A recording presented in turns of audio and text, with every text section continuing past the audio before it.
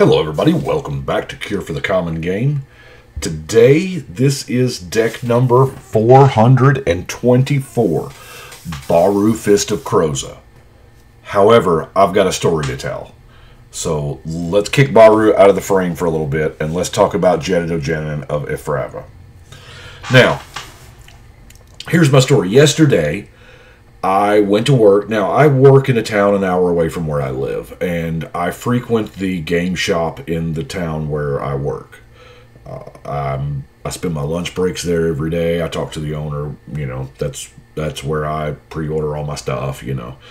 So, they've started an EDH night on Monday night, and yesterday, I was leaving to go to his place on lunch, and I remembered, oh, man, this is EDH night, and they've been trying to get me to come. Well, I'm unsupervised all week because my wife's out of town, so I said, you know what, I'm going to go tonight, but I didn't bring any cards. And that far away, it's not like I can just run home and, you know, grab my decks and run back. So I said, I know what I'm going to do. I went into the shop, and I told Jeff, he's the owner there at Collector's Connection, and I said, I'm going to play an EDH night tonight, but I don't have a deck. So I'm going to build one out of whatever you have in your bulk boxes, and I'm going to look in your case for, you know, I'm a commander. Well, he had Jetted here. And long story short, I built Jetted Ojanen not for him, because I knew, I was thinking the whole way there, I was thinking, well, I know I need it to be monocolor because I'm not going to want to, I'm not going to have access to all of the duels and all the stuff that I need. And I know there's no soul rings in that shop because I bought all them a long time ago, you know. So I said, well, green ramp. Green ramp takes advantage of the gentleman's agreement. We all know that. And it's always been at common. Sometimes the good ones are at uncommon. But, you know, rampant growth, nature's lore, all that jazz. And I thought, I really would like to find green. And I walked in, so I kind of had a pre-mindset of green. And Jetted was the only green commander. And I couldn't remember if I had actually built him, have already built him or not. It turns out I haven't. Edit, I still haven't. So, but there was another card in the case. And that card was Blackblade Reforged. And I thought, well, I wanted to do ramp, so that's green, and then he's got a Blackblade Reforged in there. It's about $1 or so. Wow, you know, this is the thing. This is what I'm doing. So let me walk you through. I made some changes to the deck this morning, but at first I'm going to show you the deck that I built initially there, because I called it Jetted 30, because I built this deck in 30 minutes, and it's under $30. Now, granted, I didn't spend $30 on it because my LGS sells singles at half price, so I didn't even break a 20. So, here is what I initially built in 30 minutes. And we'll go through this just like we normally would. Now, keep in mind, he has got common and uncommon boxes. There was a box of like rares and better uncommons, you know, behind the counter that I looked through the quarter rare box, you know. I didn't find much help there, but I did that last anyway. So here is what I've got. Boreal Druid, of course, I think that's the most expensive card in the initial deck. Heck, it still may be because of the craze. Boreal Druid, Elvish Mystic, Llanowar Elf. Okay? So we got our 1-mana ramp. And then I saw Sky Shroud Ranger, this is exactly what we want to be doing. We want to be dumping lands into play. So I thought, well, I'm running 39 forest. All basics, all forest. So I said, well, I should be able to consistently use the Ranger. If I get it out on turn 1, I can probably use it once, maybe twice, just to ramp me up that fast. So, and that's about how it worked when I drew it. Wood Elves, because it does exactly what we want it to do, right? Civic Wayfinder, it almost does what we want it to do. It puts it in our hand, but hey, if we've got the Sky Shroud, then we're almost there anyway. Found Fertilid. Now, to show you all this Fertilid, because it does get counter, or it does get lands. Yavimaya Dryad. Now, this card here, I lost a game. I realized I got put out first of that 4-player game. By the way, I played 6 games with this deck, and I won 3, which is not really bad for a 30-minute, $30 deck, you know. Anyway, 2 of those games were one-on-one, but the other 4 were multiplayer, 3-player and then 4-player. But Yavimaya Dryad, I was worried about the Lathless player, because the Lathless player had like turn 3 extraplanar lens, and I was really worried. After I got dead, and I went outside to go count the cars on the lot, I was thinking, I said, you know what, if I had given him that forest, because Jedit has Forest Walk, and the Dryad here can put a forest into play under anybody's control. If I had given him that forest, I could have 5'd him for commander damage, and he couldn't have blocked. He would have swung at me, and I'd have taken like 6. But then I could have killed him the next turn with commander damage. And I didn't do it, because I was so worried about helping him ramp, not realizing that he already had all the ramp that he needed, and another forest in a mono red deck wasn't going to mean a hill of beans to him. So, but anyway, Yavimaya Dryad gets a land. Acidic Slime, good removal, you know, artifact enchantment removal. I didn't know if I'd be run across any lands. Now, keep in mind, those past 4 or 5 creatures there are all comes into play abilities.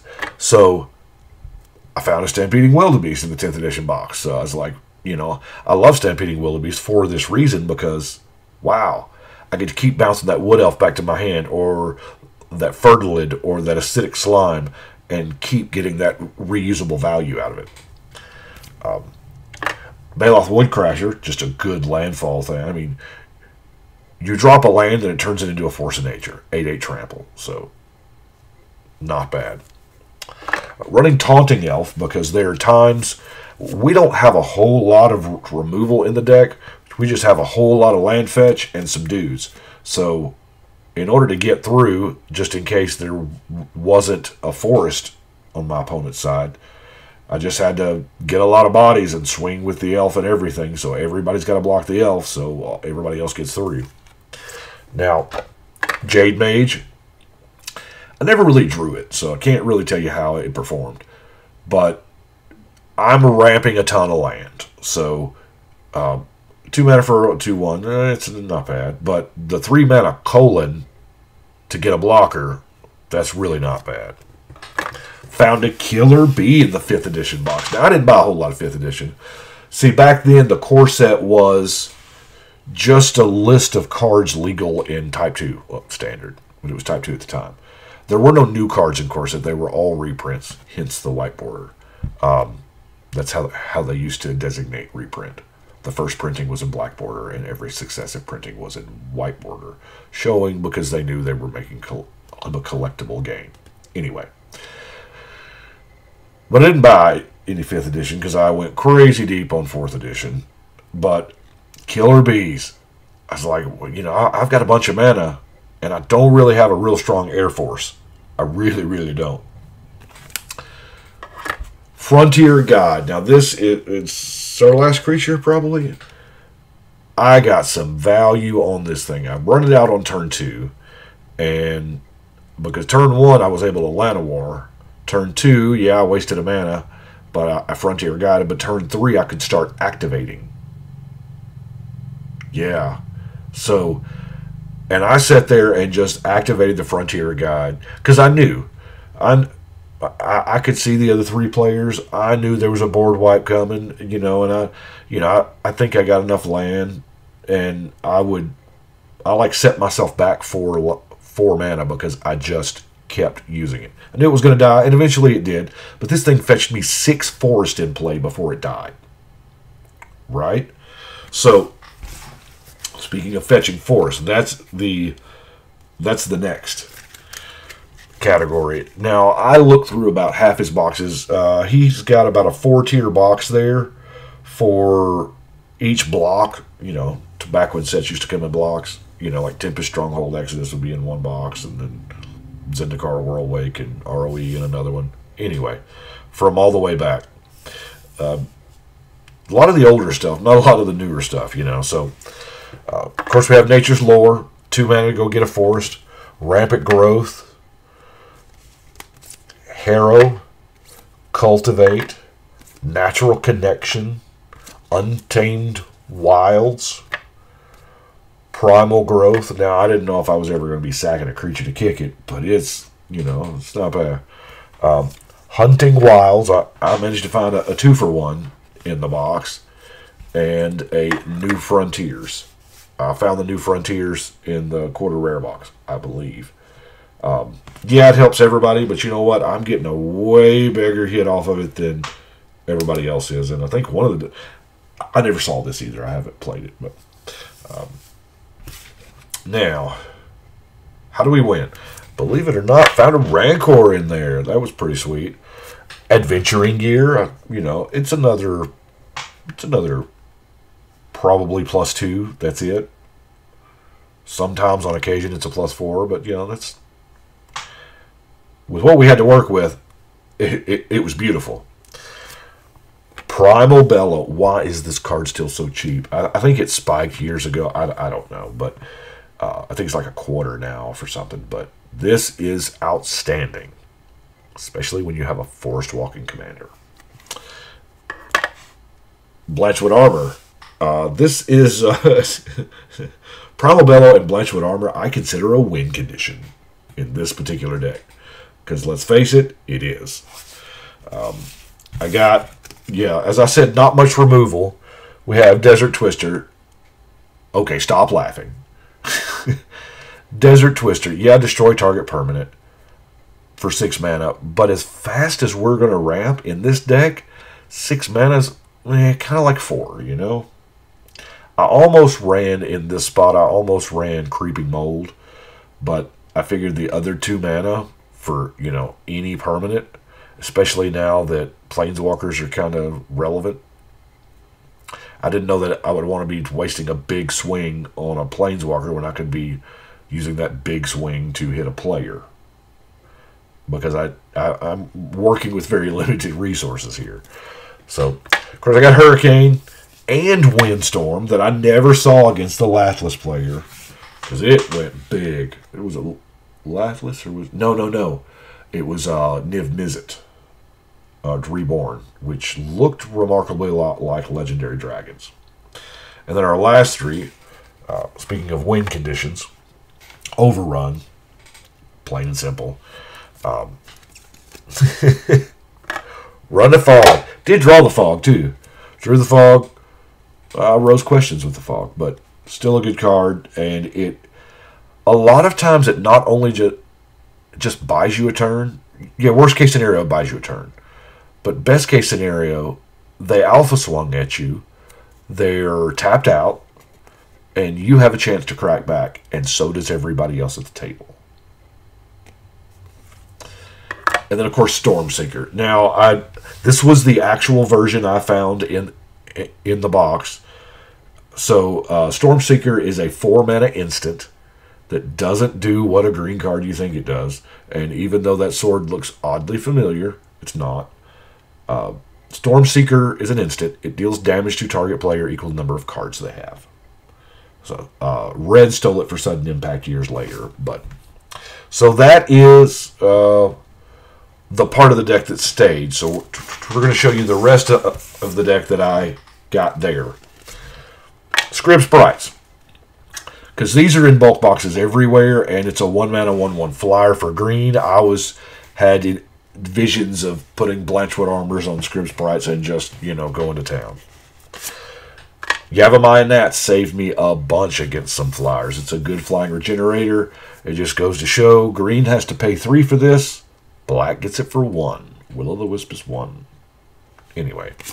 Findhorn Elder, I felt Because typically you want to turn 1 mana elf, but turn 2, you lay your second land, you've got 3. You don't, in this particular deck, I took this out for like another 3 mana land spell. Greater Basilisk, just because it had, a decent body, had Death Touch. Thicket Basilisk, it has a better Death Touch, because it doesn't even have to deal damage. Just blocks or is blocked by. If you've got a lure and throw it on Thicket Basilisk, it's one of the oldest combos in the book. It'll kill everything. Just because, even though it has 2 power, it's going to kill all of them, because it's just declared as blocker. I found the green Doomblade. I screwed up casting it once. I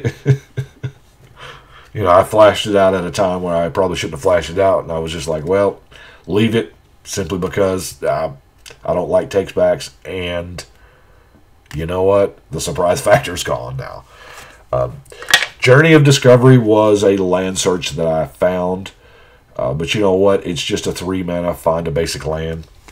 River Boa, never saw it, but it sure would have come in handy. That Island Walk would have. Crackling. I figured a lot of mana, and it was, but Crackling's no better now in this deck than it was then. I've tried to use it, I guess once a decade I tried to use this card, but it just didn't pan out, Garrick's Pack Leader, I took it out because it didn't have a whole lot of creatures, especially creatures power 3. Naturalize, Garrick's Companion. Now, U-Spirit, here again, I was envisioning tons of mana. I had it, but I never really drew the U-Spirit, so. Tranquility. Elvish Visionary. Now, I know you think I should have kept Elvish Visionary in, especially with the Stampeding Wildebeest, but I found a better card draw spell. I'll show you in a minute. Jungle Weaver, because I wanted that big reacher. Because I was really running scared of flyers. Yeah, running scared of fires. Thorn-Wheeled Archer. Drum Hunter, there again, I kind of took it out. Essence Warden, I figured some life gain, but you know what? I didn't have enough creatures, and it just didn't get there. Crumble. Viridian Emissary, I don't like waiting for it to die. Orochi Sustainer just seems like a flavor miss, maybe. I don't know. It's a little more than we want to pay it 2 mana, but I don't know. Viridian Shaman for the 1/8/7 an artifact, and of course Roaring Promodox for another copy of the Stampeding Wildebeest, because I didn't look through the Kamigawa binder for the Stampeding Sero. I didn't feel like I had enough of the comes into play effects to warrant both of them. Now that plus 39 Forest is the deck that I built there in 30 minutes. I think it cost me, I don't know, I got change back from a 20. So that was the original deck that I built. Now, this morning, I got home, I ate, got home, fell asleep way earlier than normal, and woke up way earlier than normal. Got ready and realized I had some time before work, and I made changes. I think I changed out 25 cards, or maybe with the Commander 26. So I looked in the unused general binder. I have a binder of legendary creatures that is pretty much the to-do list. Y'all seen it. I showed it in the 100 Days of Magic way back there. So, and as it turns out, I had not done Jedit. And I thought, well, hey, I could leave this as Jedit and just kind of, but I said, you know what? In the binder, because they were both green, in the binder right beside it, was Baru Fist of Krosa. Now, Baru Fist of Krosa, I looked at it and I said, this is a more fitting commander. Because it has, whenever a forest comes into play, ability. And yeah, the grandeur ability, it just might as well not even be there for our format. So we're just going to ignore it. But to give your creatures +1 and trample until end of turn. So y'all saw the cards that I took out. Those were the last few cards, the unsleeved 25, we're going to say. So this is what we put in. I put in Explorer in exchange for the Elvish Visionary, just because, 2 mana, draw card, and I get to play a land, so that's kind of a thing. Now, I don't remember exactly what I took out for all of... those are the 25 I took out, these are the 25 I put in. One with Nature, because they're...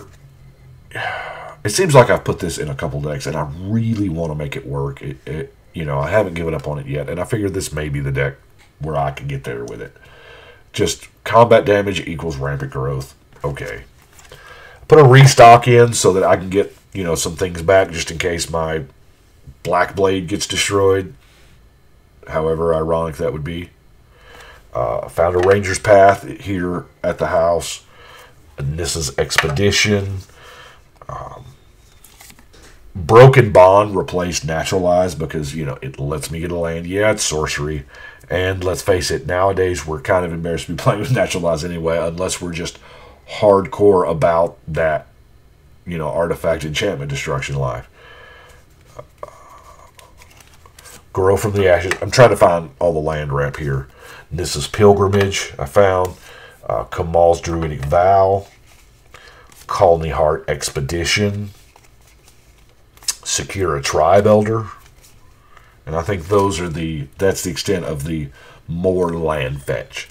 Because with Baru, making the switch from Jedit to Baru, I really wanted as much land fetch as possible. And yes, there is a lot more. There's the 7 mana double up card, which is outstanding. However, I don't have any more copies. But I don't know. I was going to say maybe, I could slide one next time I get one. Is this a deck that we really want to upgrade? Do we want to keep it like how it is just based on, the deck was built in 30 minutes and I made the changes this morning in like 15 or whatever? I don't know. Running Creeping Corrosion because let's face it, we have 2 artifacts. One we really care about, so this card is not played enough. I don't understand it. Some part of me wants to just pick up a whole bunch of them because I figure in the near future we're heading back to New Phyrexia. At some point we are. We all know Karn got the Silex. And he's planning on using it on Mirrodin or New Phyrexia now. Because, it works so well for Urza. Why shouldn't he? Put in a Harmonize. Zendikar's Royal seemed like a perfect fit. Landfall 2/2 Elemental, that seemed pretty good. Nakata War Parade is just outstanding. Now, it doesn't work with, Overrun, because Overrun's a sorcery, and you got to do it in main phase, and then this, you don't get the extra creatures until whatever, but still, you flood out 3/3s. Howl of the Night Pack. It's been a while, hasn't it? It's been a while since I've actually thrown this in a deck, but a forest ramp deck, it'll get us there. Glistener Elf, mainly because I'm a terrible person, and Blanchwood Armor on a Glistener Elf seems like it's decent. It doesn't seem like it's a way to get friends, but it seems decent. Timber Maw Larva, it gets +1 for each force when it attacks. Undergrowth Champion, I don't know. I don't know. I'm trying it out. I've never actually cast this card, but it was kind of on flavor. It was a little cheap. It's cheap enough to where you can play it early and your, constant land searches will get your landfalls and help get it big-ish. I don't know. Beacon of Creation. Now, I bought this last week before from the Collector's Connection there, and because I had on it's weird. I have been playing Magic for 25 years, and I still see cards that I've never seen, and this was one of them. I bought it just because I was like, I've never seen this card. I know I don't have it. I knew about the Beacon cycle even when it happened in 5th Dawn. We all did. But somehow, with all of my playing, I played in Standard back then. With all of my playing and all of my pack busting and drafting, I never saw a Beacon of Creation. Spoilers and internet wasn't exactly what it was then as to now. What was that, 2004? So we're talking, this is a 15-year-old card. Avatar of Growth. Now, this is evidently like $5 or something. I don't know. It's part of that game night box set where you get the 5 decks. You know, I just bought one of them because it was a Magic thing. It had 5 decks in it. I was like, sure, I'm sure it's got cards I'll need. But as it turns out, there is a unique mythic in each deck that you can only get in that box, and this is the green one. So for each opponent you have, so that's, I mean, it's potentially pretty cheap. 4/4 trample, but everybody double rampant, so that's cool. Oh no, they come to play untapped. Now, Praetor's Council did seem like a, you know, pretty good card. I did legit have it laying there on the desk. I remembered back in Dominaria because, see now, I'm kind of sketchy sometimes on turning your lands into creatures, because that just means you leave yourself open to get blown out. You know, you stand a chance to just lose all your creatures. And especially if you've got like an enchantment that makes them creatures forever and then they just wrath you. But I like this one simply because it's just one turn. They, you know, they're indestructible. Hey, seems like a thing I would want to do. And that led me into Sylvan Advocate. Why not? And the last card is the Great Aurora, because I realize that they're, number one, the casting cost is not really an issue for this deck, but there are a lot of indestructible things I can't target, a lot of, let's just face it, there's a lot of ways to get outclassed with this deck. And every game that I played, I felt outclassed because I saw the kind of cards, you know, they're playing real decks, you know. I played against Lathless, I played against Niv Mizzet, Zakama, the twins, or not the twins, the partners of Tana and, can't remember, Niv Mizzet Reborn. Played against several decks throughout the night. I mean, good decks. These were all good. Those guys had really, really good decks. And I was able to hold my own. But I realized that there is a chance to get outclassed, a chance to, you know, to come up short. So that's why I run the Great Aurora, just in case I need a really big reset button. So that's what I've got. It is Tuesday right now, though, and it is karate night. So I've got to get my son to karate. So I do appreciate y'all watching. Y'all let me know what you think. I'm kind of really excited about this one. Baru, yeah.